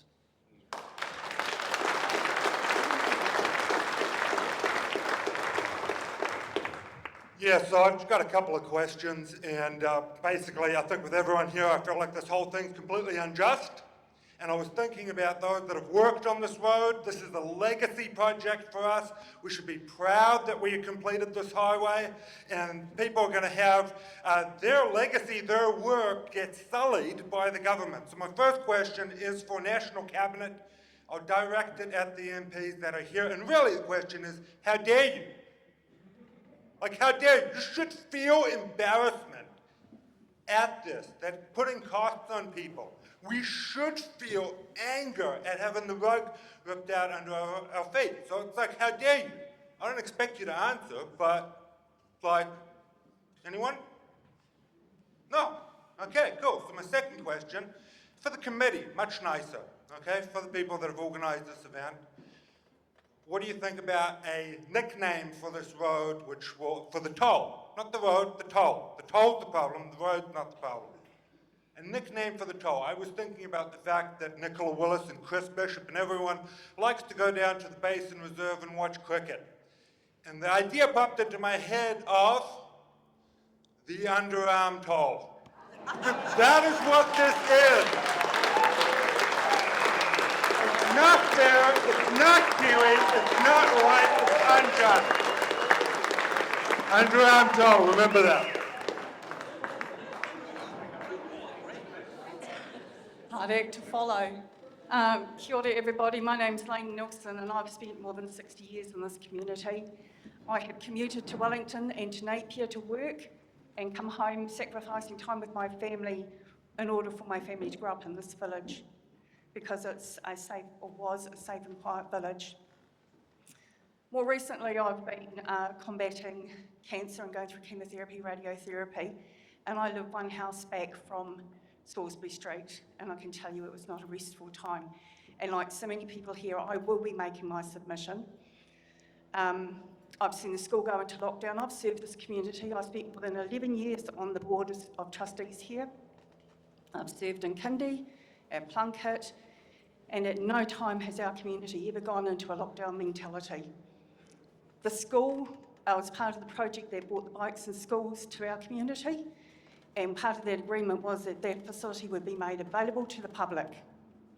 It's not made available to the public now. No disrespect to the school, I understand why you're doing it. My question, because this is Q&A, is to the Linda, NZTA, and excuse me, Sarah, failed to remember your name. Sorry? No, the gentleman beside you. Mike, Linda and Mike, my question to you both is, we've heard tonight that the toll does not meet your own policy criteria, your legal criteria for placing a toll. Why are we here today? Why are we continuing with this consultation process? Why do we have to go through this if this does not meet the criteria? It should be ended right now. Thank you.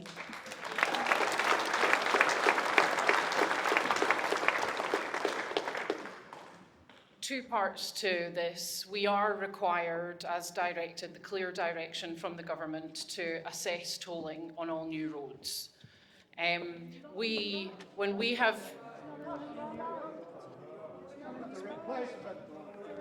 When we've performed our tolling assessment and provided it to the board, they are satisfied that it does meet the requirements, and the recommendation then to the Minister to move on to the consultation phase.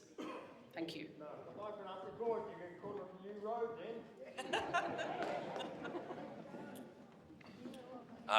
Was it Tanya? Sorry, apologies. Look, thank you. Look, in terms of the tolling assessment, I haven't seen the actual hard data myself. I got the tolling assessment last week in Dannyburg, and I understand, is there a vehicle count happening, or is that finished or happened or happening? It's happening. So I think Linda talked about that, sorry, or Tracey talked about that earlier. So look, I can't speculate on what that will be. Surely you should have that data before you put this out, though. Quite right. Thanks. Thank you, Linda. Thank you, Mike. Further comment from Chair Rachel. Yeah, I just want to add to that I could have done a better assessment of the toll on the back of an envelope. Like what they supplied. In all seriousness, for the impact it has on this community and over the hill, what they've supplied is completely and utterly substandard. Thank you. We're just on the cusp of 8:30. We'll do one more question, then have a brief break. Gentlemen. No problem. This question is to Mr. Butterick. As a representative of the constituents. Does he support or oppose the toll, and can he support his view?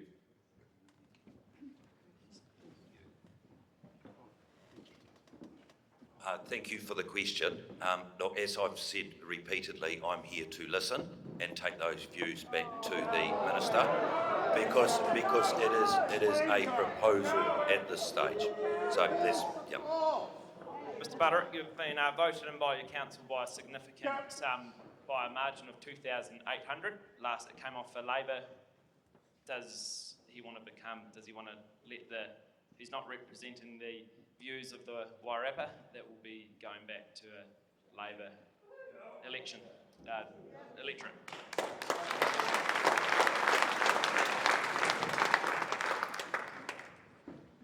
Right, I did say we'd take a break at 8:30, so this is like a 5-second break. If you do need to go at 8:30, please feel free, just do make your way out. We will stay with Q&A at the maximum to 9 o'clock. I think we had a question. Yeah, mate. No, We're we've moved on. Oh, we've moved on. Under the basket, go for it. This is for NZTA. I'm a bit of a numbers dude myself. How did we blow out by 200 million?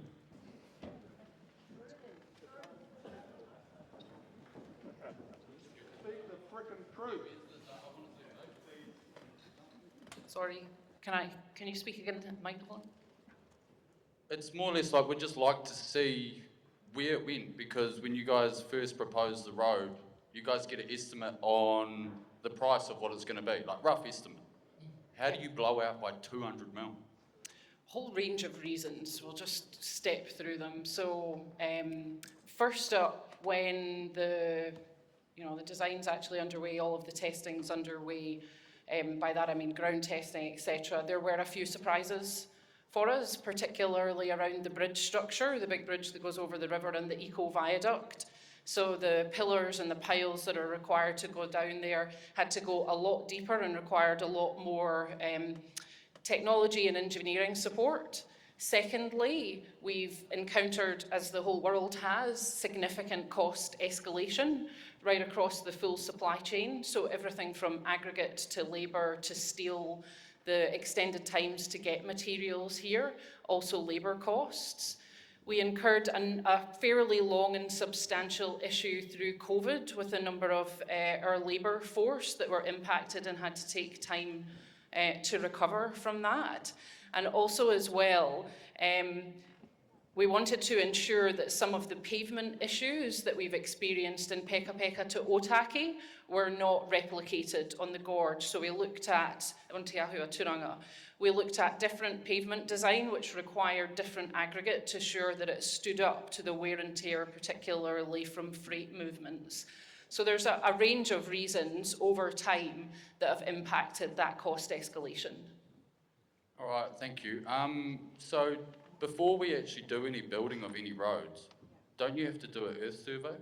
Yes, we do. We do a fairly extensive one, but once you get under It can't have been too extensive. Especially once you're under the river, yes, yeah. It did create surprises. Hey, as you can probably all tell, I'm not an engineer, but that is one of the reasons that impacted the cost. Great, thank you, Linda. Just before we go here, I've lost track of the other half of my microphone crew. Here we are. We're going to go here and then come back to this side. Thank you, Phil. My question for Linda, is I haven't seen the tolling assessment, which apparently no one has, but what did NZTA, what was your toll price that you submitted to Cabinet? Was it the $4 something, or was it a lot lower, and then the ministry thought, oh, we need to balance, as you say it, we need to maybe put it higher, so when the community dispute it, which you knew we would, then we've got a bit of wriggle room, come back a bit to $2 something, maybe, they look like the good guys, and then you've still got a little bit of profit in your pocket. Thank you for your question. Through the toll pricing modelling, so when we look at number of vehicles that are likely to use the road and the cost per travel from east to west or west to east, We look at everything from zero toll all the way through to kind of maximum, if you like, so that the numbers would drop below what would make it, even required to have the road. And that's where we landed on a kind of high, medium, low figure. Well, yeah, from zero, as I said, from no toll to maximum, where it would drop with the number of vehicle movements that wouldn't make it valuable to do it, because it is a balance between number of vehicles using it and the cost to toll. What we recommended to our board is what's in the submission. It is in the proposal. Okay, this question is for NZTA and National, and I do thank you for coming and having the courage to show up. NZTA is responsible for the maintenance of state highways. When a state highway has a washout, you create a diversion. The Gorge is just a bloody big washout. So this new road that you're classifying to need a toll isn't a new road. It's not even a replacement road. It's actually a diversion. Why are we paying for it? Are you not ashamed?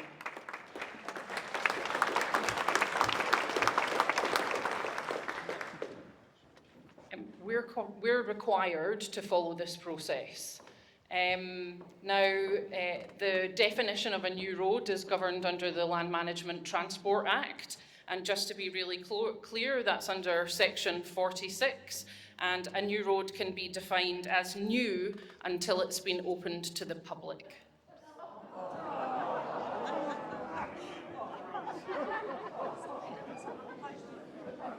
Thank you for that definition. Still think it's crap. The bridge structure was not a recent change. COVID was not recent. So why has not been tracked and only found out recently? This government has put a stop to pay increases for civil servants and defence that live on both sides. We have people that serve Paeatua, Woodville, over there in the civil servant capacity, and vice versa. That's going to cost them an extra $2,000 at least per year on an already tight budget to serve our community. The Saddle Road upkeep will now go to the ratepayers. We purposely did not buy an alternate route. The NZTA did not put speed reducing measures onto what was a quiet street to assist with heavy vehicles using it. Our quiet and safe street is no more, woken up at 5 a.m. or from 5 a.m. with heavy vehicles braking and accelerating. I feel for Heath because I see daily primary school children trying to cross our street with other people coming over using it as a rat race. I spoke with NZTA since 2020 asking for speed reducing measures, and they always came back and said it's a temporary measure. We can't do it because of the heavy vehicles. So my view, NZTA are more about the heavy vehicles than our children. Someone said on Ashhurst chat, I'd love to meet you by the way, it's like inviting someone to dinner then asking them to pay when the evening is nearly finished.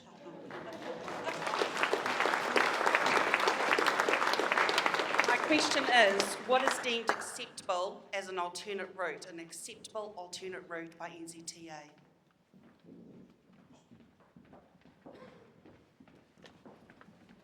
It must meet the criteria around feasibility, so safe for the types and volumes of traffic that travel on it. Thank you. Excuse me. Thanks. We'll go there, and then Arthur, if you can bring the mic forward after the lady in pink. Go ahead, and then please come forward. There's a couple hands up here. We've had a few people stand up and say they couldn't afford this new toll. I would like to ask, what is going to happen to those people if they take the road because they have to, because the other roads are out, and they get told for doing so? Are we going to see people going before the courts because they haven't been able to pay tolls?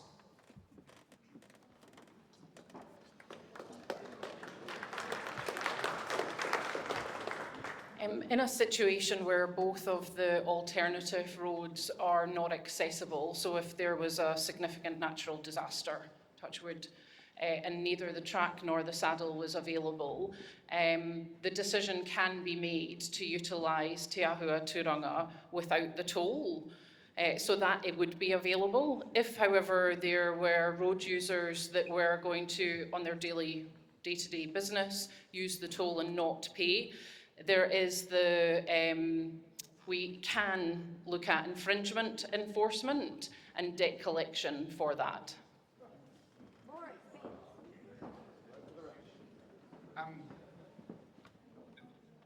If the toll goes ahead, how will the toll be managed? Is NZTA going to manage the toll themselves, or will they contract it out to a private company? The type of tolling infrastructure will likely be digital. We're going through a procurement process for that at the moment, and it will be managed by NZTA. How much, what revenue is NZTA seeking to get out of the toll road? So it's estimated that over the 35 years, it would be 193 million over that would be returned to the maintenance and towards the debt incurred for construction. Will, if the traffic numbers aren't what NZTA have based that off, are significantly lower or significantly higher, will the toll length of 35 years be reduced or extended? We would need to take everything into account. So through the submissions, we would look at the technical data, and that would be what the board would base their overarching decision, and then the recommendation back to the minister as to whether to progress or not. I couldn't comment whether it would be shortened, either the portion that's tolled or the duration.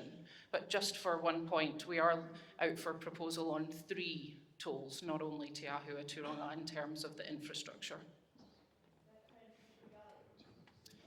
Unfortunately, under the current legislation, transmission gully can't be tolled. It can't be applied retrospectively. There are reviews underway for that legislation to look at what that might look like, but at the moment that can't be done. This is also for NZTA. You might as well just stay there, I think. We have always, to my knowledge, been talked about this new road as being a replacement road. I hear tonight that it isn't a replacement road, it's a new road. So NZTA, what is your definition for a replacement road, please? That's the first question. The second one is, if you've got people who have stolen cars and go for a joyride across this replacement road, if it is tolled, I'm assuming that the person who owns the car which has been stolen is going to be up for that money. Is that correct? So in answer to the first question, I'd go back to the definition of what is new, and that is why we're moving through the tolling proposal process. In relation to the second question, in relation to the...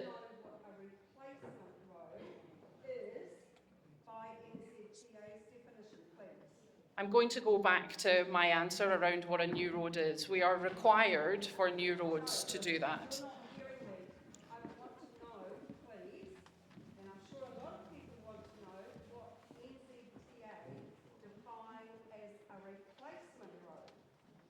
I'm still going to go back to my answer on the new road.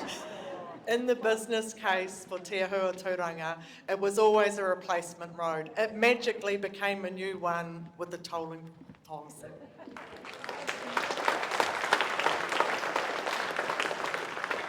As is required under the government policy statement. In relation to your question on vehicle thefts, we also have the role as the regulator, so we manage, if a car is stolen, the number plates, So it wouldn't necessarily be that that individual would automatically be pinged because there would be an investigation into a stolen vehicle. Thanks. Arthur, can I just say there's quite a few folks up front too. Before we get to that side, there's one more here. We'll probably have time for about 3 or 4 more questions. We'll start here. Thank you. So Linda, this one is for you again. You just mentioned before when you were talking about the technology for the tolling that you're in the process of procuring a system. Procurement means in the process of obtaining something. If this is a consultation, it seems like you guys have already made your mind up if you're already going out to buy the damn things instead of toll the road. So can you confirm that you're in the process, with your words, we're in the process of procuring the technology? So does that mean that it's going ahead? We're looking at the procurement process. Your words were, we're in the process of procuring the technology. What I'm saying right now is we're looking at the procurement process for tolling.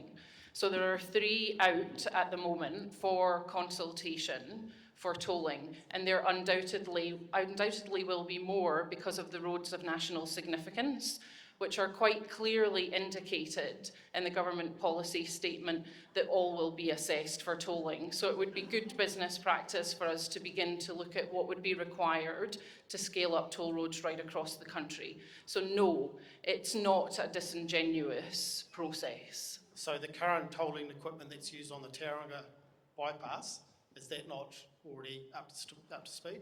I think everything can be improved, definitely. So you want to retract your words where we're in the procurement?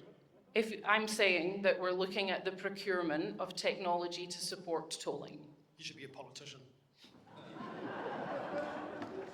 Thanks. I think we had an answer there. We'll go to the back here, and then I'd say there's been quite a few hands up the front here after that. I've got a question that comes out of the Land Transport Management Act, which has been referred to occasionally tonight by NZTA, by you, Linda, and by the National Party members here.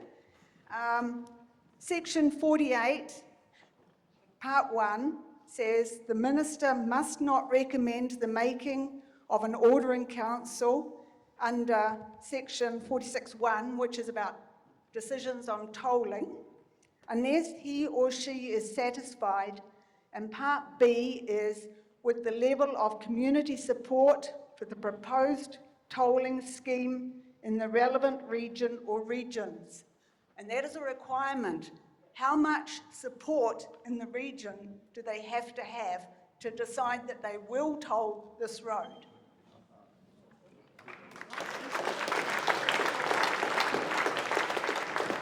Yes, you're absolutely correct. That is a condition and that is part of the requirements that we have to assess.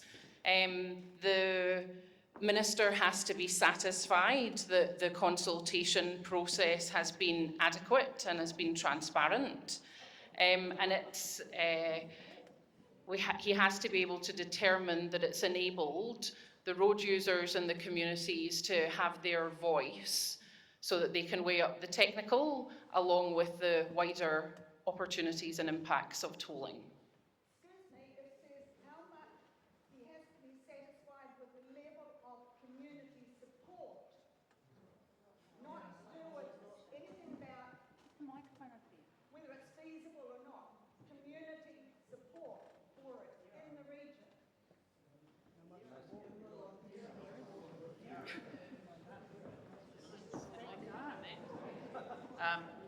Thank you for pointing that out. Now, that might be the legislative or the legal trigger for Simeon Brown to make that call. But he's been very clear publicly that if the NZTA board recommend that a toll is suitable, he will take to Cabinet the need to toll. So that might be what it says in law about community support, but let's also be very clear that he has publicly said in circumstances where the NZTA board recommend a toll, he wants it. We'll go to Phil's mic over here and then come back here after that. Yep. I have 2 questions. One is for the gentleman over at the far wall. Can we please use your slogan in Woodville on Saturday? Yes. Yeah. The underarm, can we use it? The underarm toll?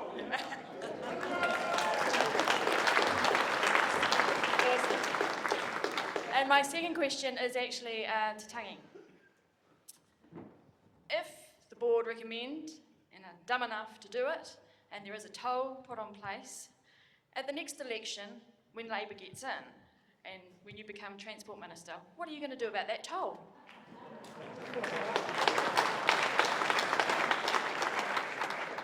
Thank you for your support. Can I just say that we're all hopeful here that we're not going to have to head down that path because there isn't going to be a toll. If the government of the day sees any sense, then we're not going to get to that point. But let's also be very clear that Kieran and I are absolutely opposed to this toll. And so if we're in government, when we're in government, that will be the perspective that we take and discuss with our colleagues, that we do not support this toll. It is unjust, it is unwarranted, and it simply should not happen. You heard that here. You heard that here tonight. We'll take one more question. Sorry, from the, we are chairing through the mic from the woman that just had the mic, Arthur. No, not, there we go. Oh, well, okay. In that case, we'll go there and then we'll finish up over here. You can only dodge me for so long. Kia ora tātou. My name is Te Kenehi Teira. I'm a Māori board councillor on Horizons.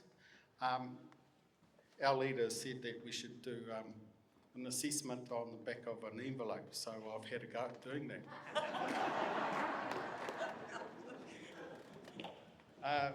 What is the assessment for the health and safety of people who live in Ashhurst?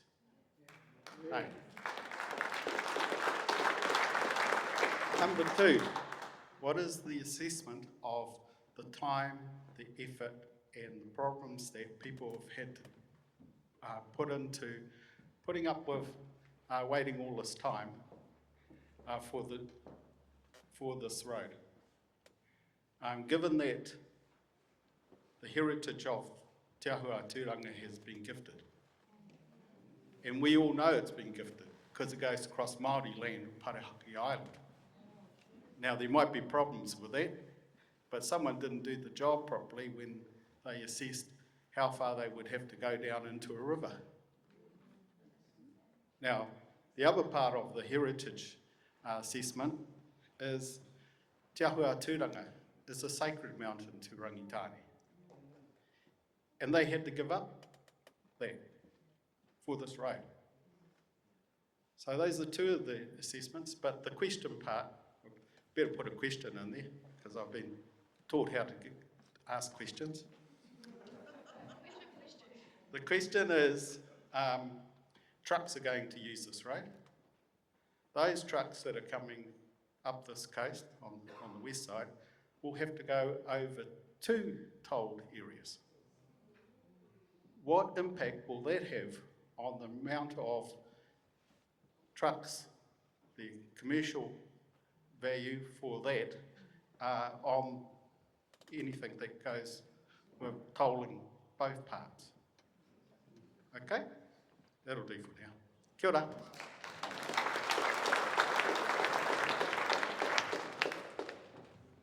Just seeing if there's any takers on any of those themes or questions.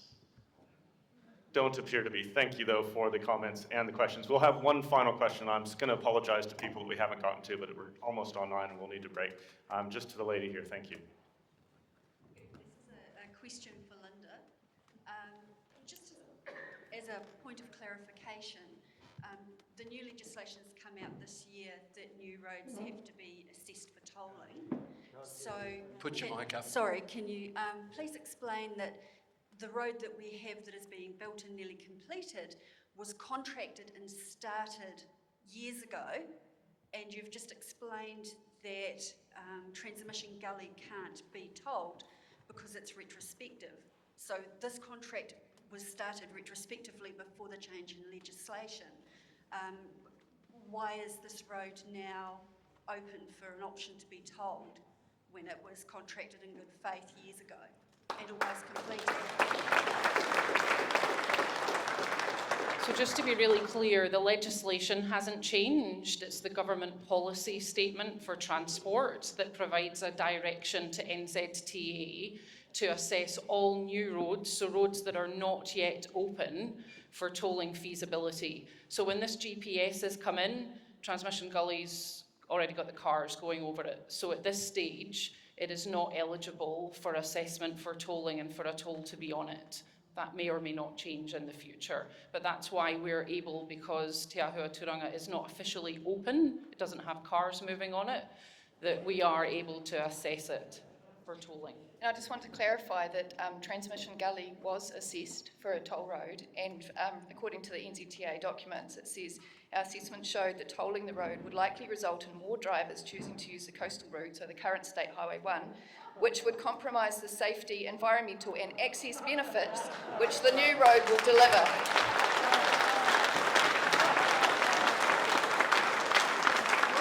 Thank you. Thank you, Chair Rachel, and thanks to all of our speakers, and particularly to Linda Stewart, who has borne a lot of the questions and responses. A round of applause, please, for all our speakers. And would like to invite Arthur back up to close us out. Thank you, Arthur. So you're not going to give me a chance to say anything here? No, sorry, that was indicated as the last question, sir. Because of your age, go for it. Have a go. That's discrimination. It is indeed, yes. I'll tell you what, I've got more on my head than what you've got anyway, in the way of hair. Yours is around your chin. It was just one thing I'd like to say, you know, Transmission Gully has, well, first of all there, I wouldn't hold my breath that this is going to be a toll-free road. I hope I am wrong. And it's pointing too much, you know, when you have a look at this, going out to public consultation, yeah, that's okay. You've got all these submissions that go in, it'd be probably about so, watch out for that man, it'd be about so high, and the ones that are for it, there'll be way down here, might be one. But anyway, is that going to make any difference? No, it's not going to make any difference to the government at all. They've already made up their mind of what's going to go on, happening around the place there. Now, I would point this question at the NZTA, Linda Stewart, and yes, ma'am, and about Transmission Gully. It has been mentioned. I know Transmission Gully cannot be tolled because once it's open, it can't be done. But the reason for it not being tolled in the first case, before it was open, was the fact, exactly the same as what it is here, people wouldn't use the toll because of the cost. They'd still go around the coastal road. Council didn't want to maintain the coastal road. That's exactly the same scenario here, and I can't see where the difference is. I'd just wait on, there's a good question coming up here, but it's not going to take you long to answer. I've just got my little question to you, and I want a simple answer, a yes or a no answer. I don't want a politician answer or anything like that. But is this not the same scenario, Transmission Gully versus the Saddle Road? I only want a yes or no answer. That's all I need. You had two questions? No, a yes or no answer. NZTA is required to give effect to the government policy statement at the time it's operating. Excuse me. So it's a no, it's not the same situation. Well, look, all I'm asking is a yes, no answer. Is that It's a no. scenario? She said no. Take this off me.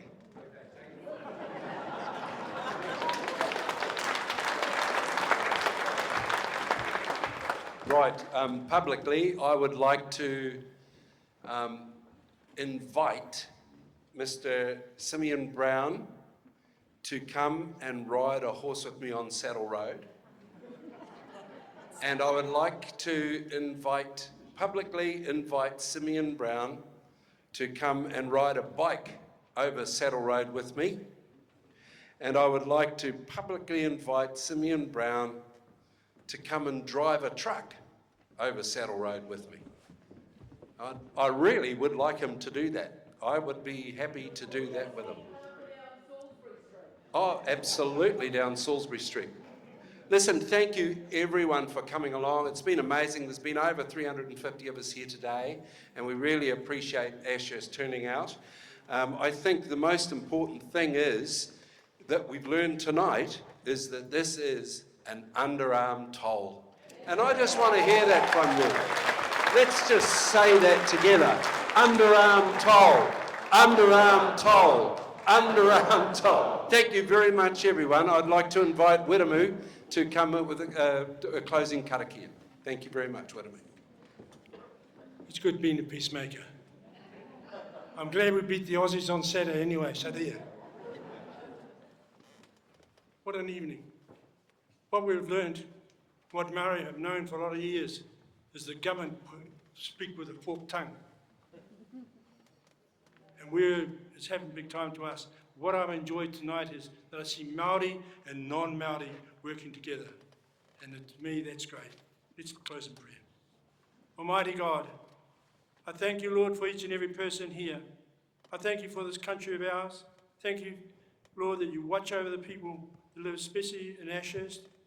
Look after them and keep them safe. But I pray, Almighty God, that there be no tolls on our, if I'm allowed to ask God that, I will. But that things will come out, we will be sensible on both sides. Kia tau, kia tātou katoa. Te ata whātua tātou ariki e hukaraiti. Me te aroha me te atua. Me te whiwhina tahetanga ki te wairua tapu. Ake ake.